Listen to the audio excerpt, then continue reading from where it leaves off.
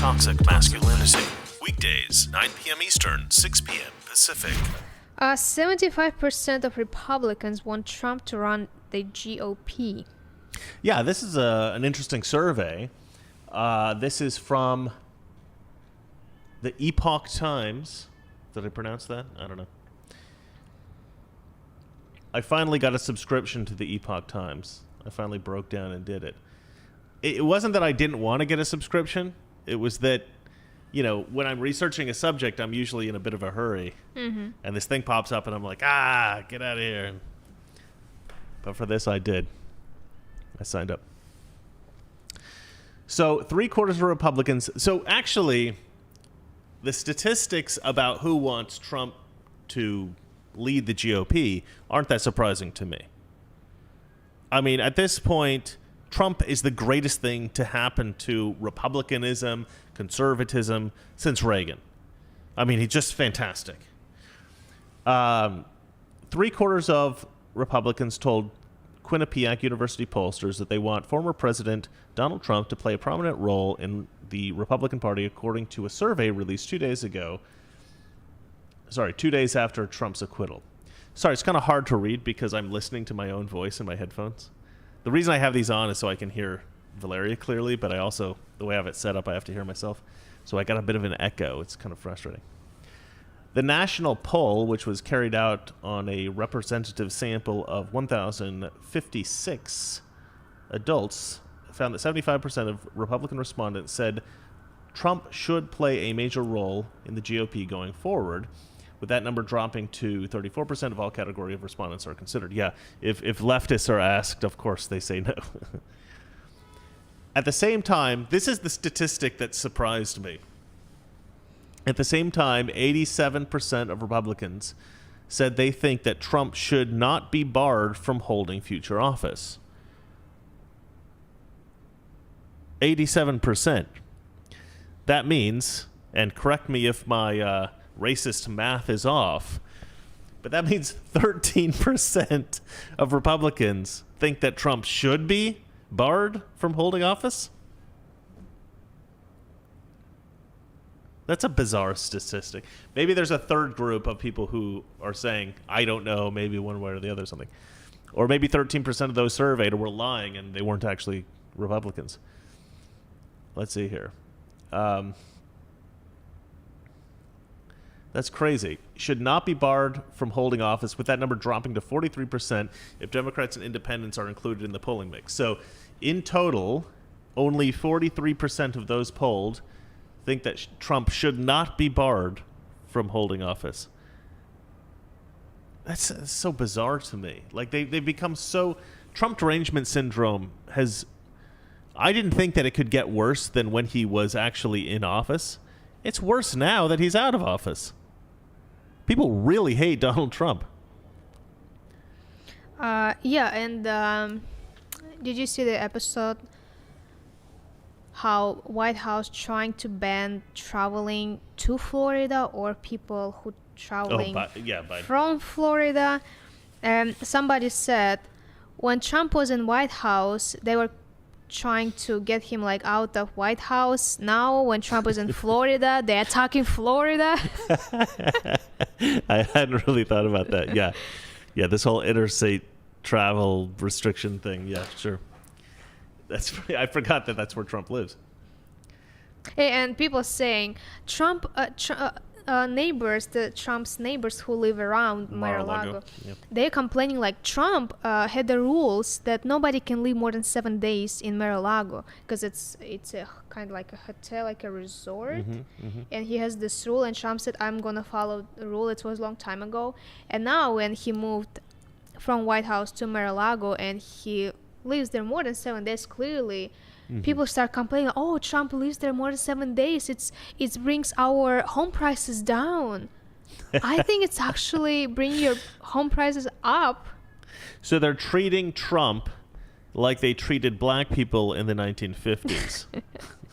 Oh, I don't want that darkish family moving in next door is going to reduce our home prices.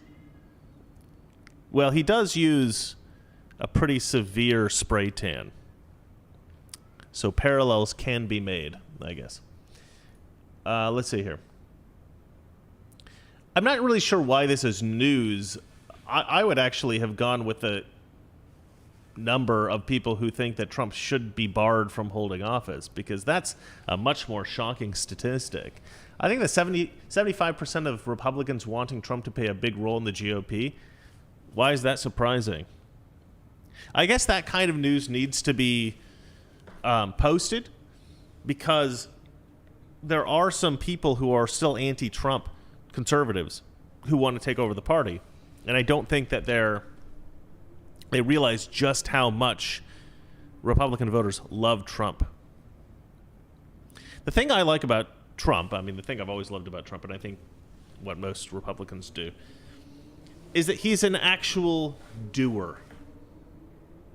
You know, he came into office and he wasn't constricted by all this, you know, political mumbo jumbo, you know, how the system works and all that kind of stuff. Somebody liked your response to racist math. I just got a text message on my watch. Yeah, he came into office and he just started doing stuff. You know, he pushed legislation forward using the appropriate channels 99% of the time.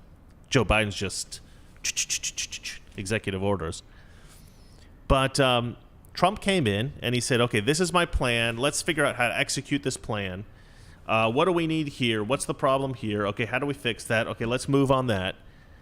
He just treated it like a business. He treated it like a businessman would run a business. How do we make a profit? Okay, let's take these steps to get there. That's what he did running the country. Oh my God. I mean, we need that leadership. We need that kind of direction. You know, my father, when I was growing up, my father started a business.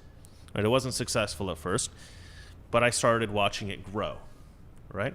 And as it grew, you know, I saw what my dad did, how he acquired new equipment, how he built a new factory, you know, how he hired people. I saw how the whole business worked, and I realized, you know, this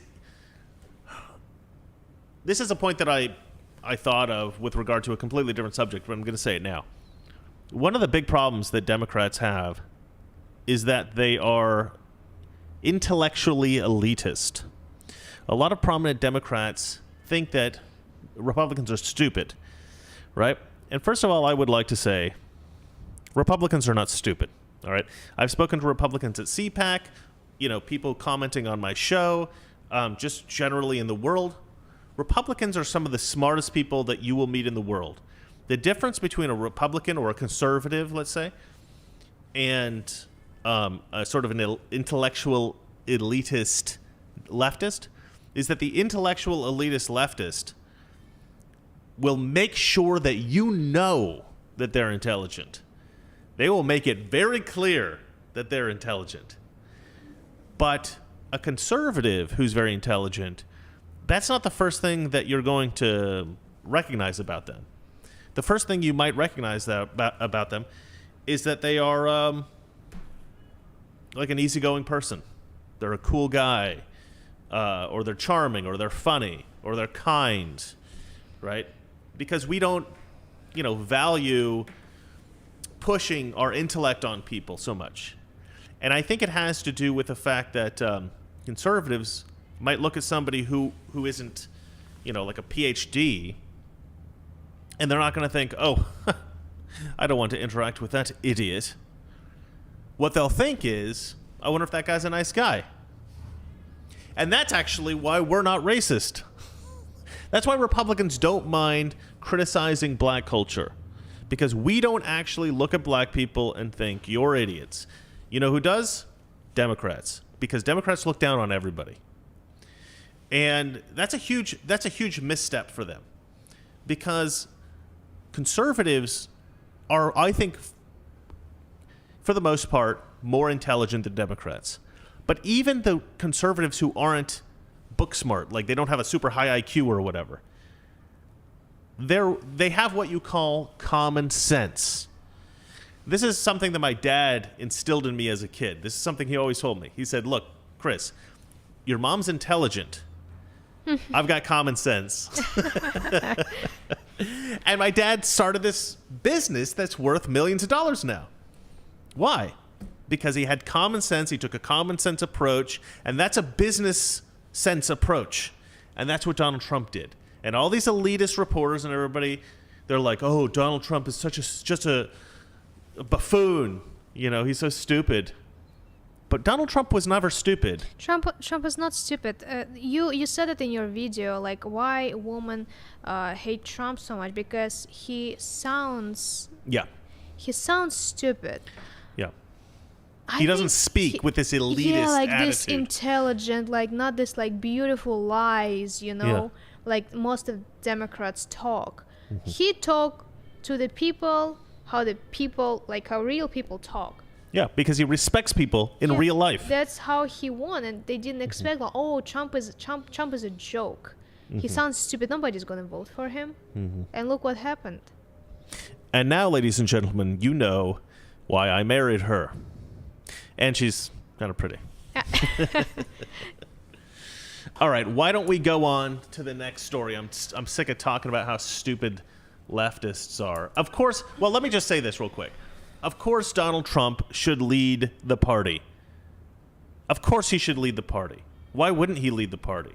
He's the guy that we all need to look up to. He can run businesses. He can run the country. He's proven it, right? He ushered in the most prosperous era in American history with the highest quality of life until COVID hit, right? And then it kind of tanked everything.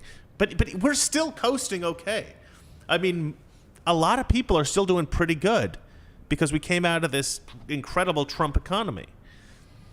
I mean, I know a lot of people are suffering, but we're doing a lot better than we could be doing. I think that'll probably all end with Biden's stuff. Well, I want to just say a couple things about Trump and his business. A lot of people saying, oh, Trump was like bankrupt 4 times and his business is no longer making big profit and he's losing money. Yes, he is losing money because he was working as a president. Right. Obama gained so much money being a president. Trump lost money because he was working for the people. He wasn't working to gain money, to like make contracts through Ukraine, China, like Biden did when he was a vice president. Like, yeah, he lost money because he was working. He's not corrupt. He's not corrupt. Mm-hmm. You can't. They couldn't find anything on Trump. I gotta put a camera on you. Maybe the next video. I have the equipment, but today she was like, "Nah, I'm tired. Don't put the camera on me." I'm not tired. I'm like, I can't feel half of my face because of anesthesia. Like literally can't. What, did anesthesia punch you? I hate that bitch. Yeah. Mm-hmm. No, anesthesia. I'm saying like Anastasia. Chris. I'm trying to make a Russian joke. Bad joke. Hey, I think that's the first time she's ever laughed, like given me like a charity laugh. Like if she doesn't find things funny, she normally just goes, "That's not funny," and that's it. All right, shall we move on to the next story? Yep. U.S. service members are opting to pass the COVID vaccine. Did I pronounce it right? Oh, you mean pass on. Pass on. Pass on. They're COVID not vaccine. taking it. They're not taking it. Well, yesterday we were talking how COVID vaccine makes you gay. So maybe there's something to do with that. The Marines are like, hell no! Get that thing away from me. Toxic Masculinity. Weekdays, 9 p.m. Eastern, 6 p.m. Pacific.